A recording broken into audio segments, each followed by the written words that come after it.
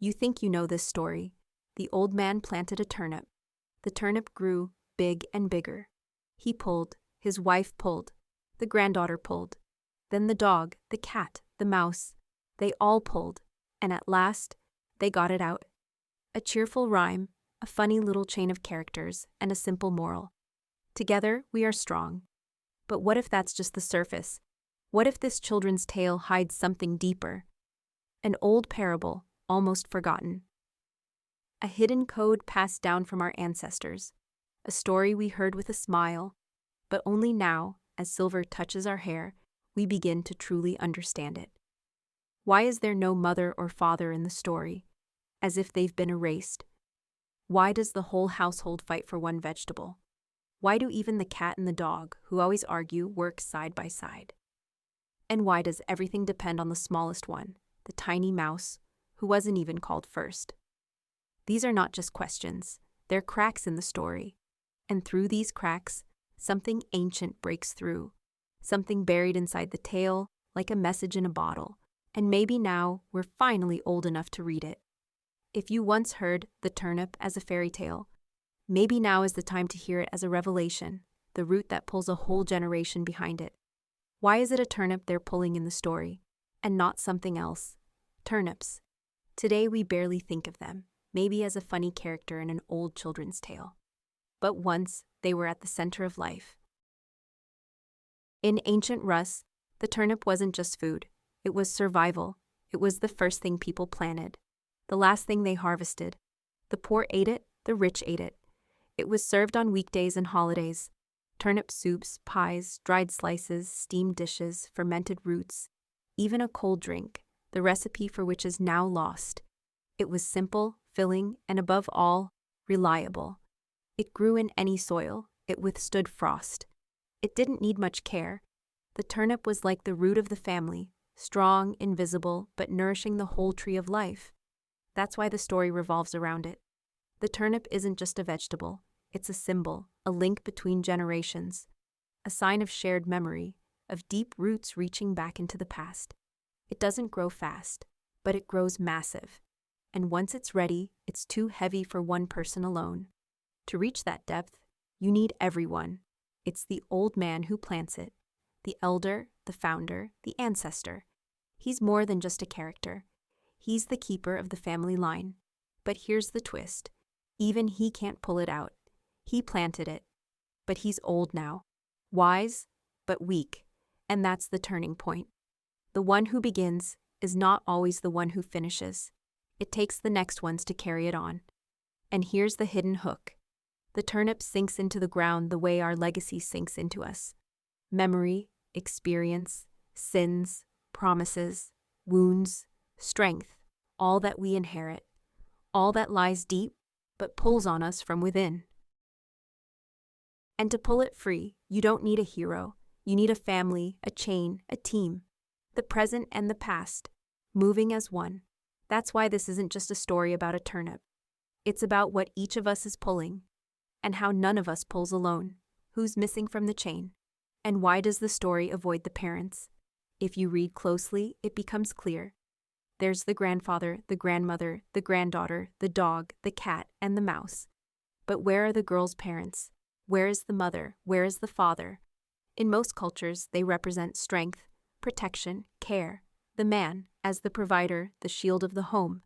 The woman as warmth, love, comfort. Their absence stands out. It feels as if someone deliberately erased them from the story. Was it just a coincidence? Hardly. In ancient Slavic tradition, the number 9 held sacred meaning. There were 9 days in the old week.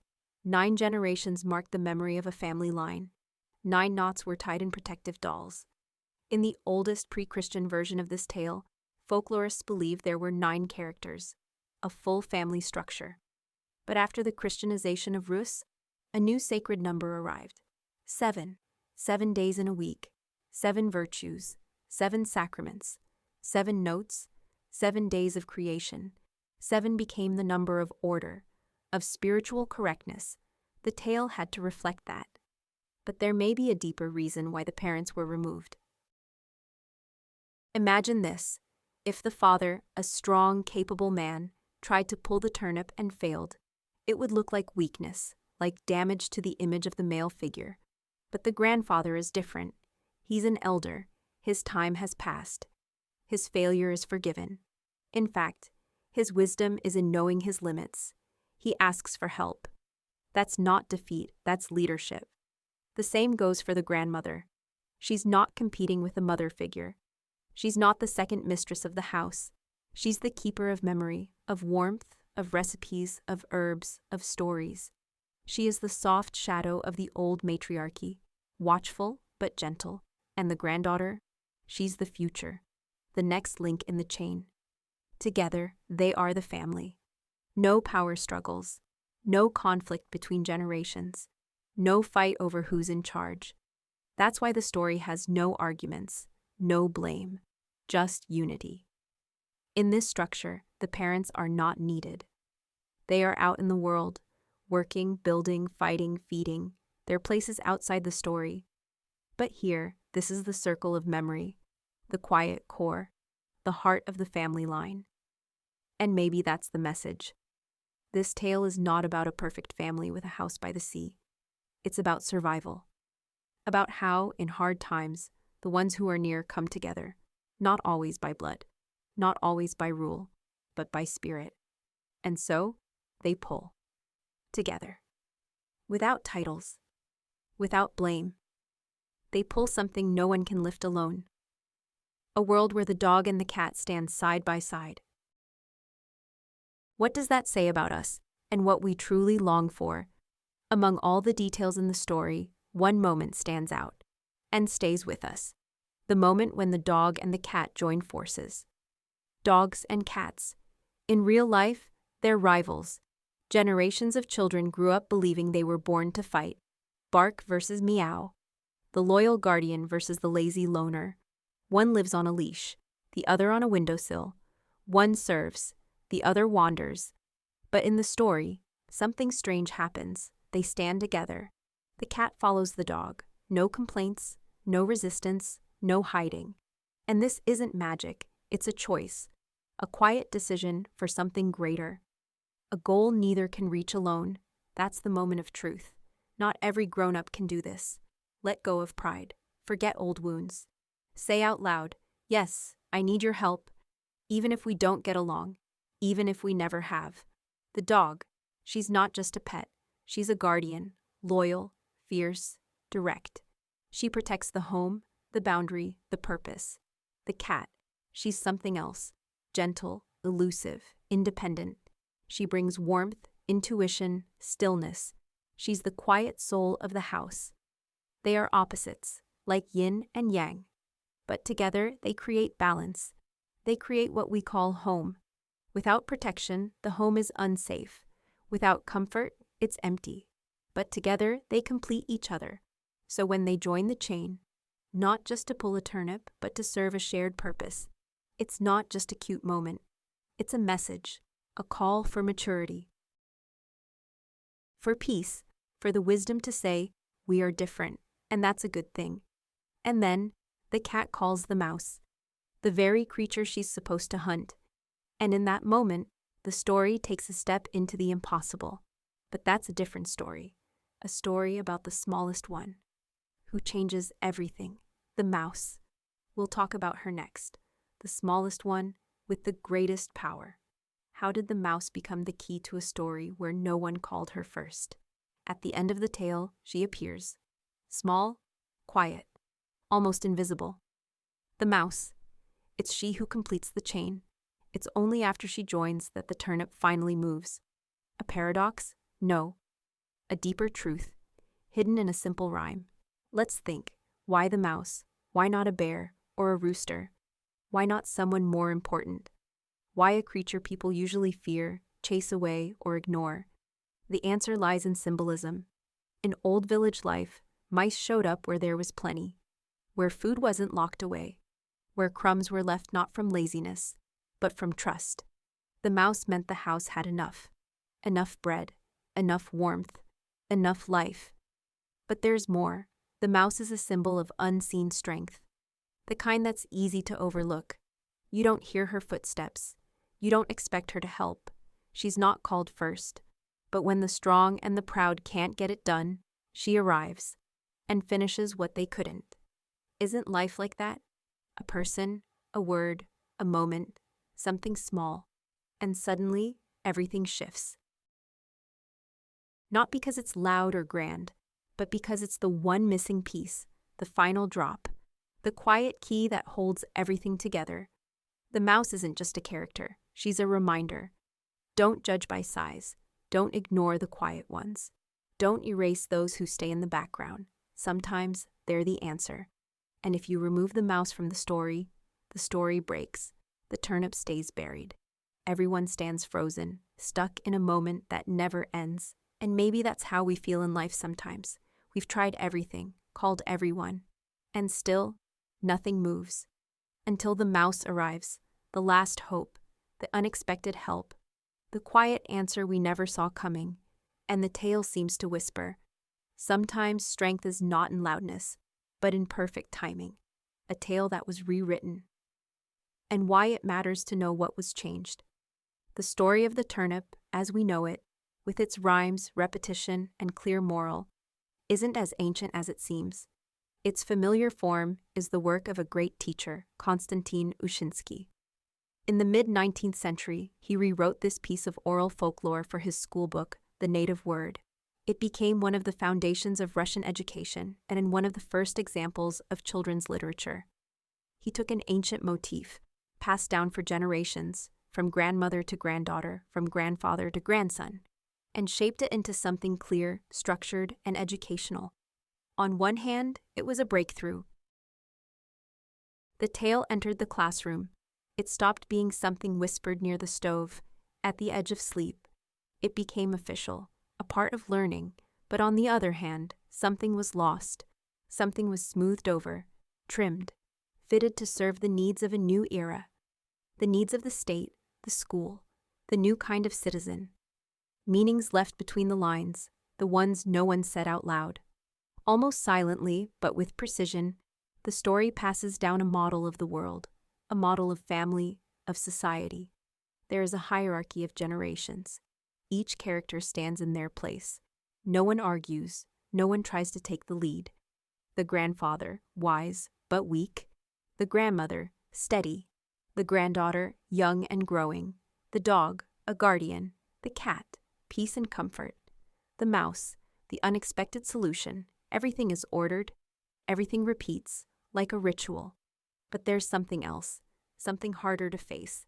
The absence of the parents. There is no mother, no father, no one at the center of the family. That's not a mistake. It's a reflection of loss. The center has shifted. The parents' generation is gone, to war, to work, to distant cities, to a future with no time for bedtime stories. And in their place, the grandparents. A grandmother who is now also the mother. A grandfather who now acts as the father. The tale carries pain it never names. And one more thing, the alliance of those who don't get along. The dog and the cat, natural enemies, working together.